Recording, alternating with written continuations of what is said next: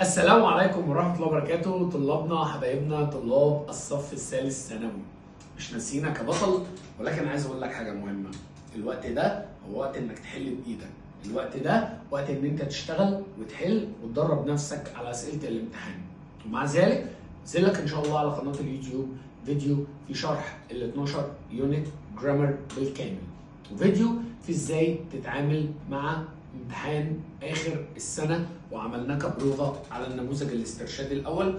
وهينزل لك فيديو فيه اهم 200 جمله سواء كلمات سواء جرامر، وهنحلهم مع بعض بايدينا عشان تفهم طريقه التعامل. ولكن اهم من كل ده، كل الحاجه دي ان شاء الله هتلاقيها موجوده يوم الخميس على قناه اليوتيوب. والاهم من كل ده ان احنا هننزل لك لينك ملزمه ليله الامتحان PDF لازم تطبعه ويبقى في ايدك واحنا شغالين.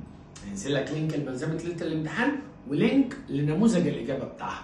خد بالك، مش اي نموذج اجابه، لان مش مجرد الجمله واجابتها، ده كل اجابه مكتوب قدامها سببها. يعني مجرد لو قرات نموذج الاجابه فقط هتفهم كل جمله ايه سببها.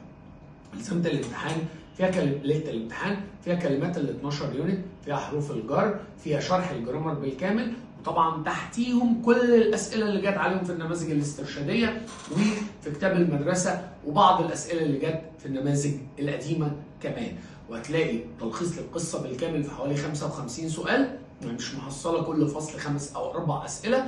وهتلاقي اهم الباراجرافز اللي جت في النماذج الاسترشاديه مع اهم القطع مع اهم التراجم. بفضل الله ملزمه ليله الامتحان لو ذاكرتها وظبطتها ظبطه محترمه قسما بالله ما تحتاج حاجه غيرها. اشوفكم على خير، فرحونا بيكم، في انتظاركم، تطولوا رقبتنا ونفرح بيكم. واشوفكم على خير، والسلام عليكم ورحمه الله وبركاته.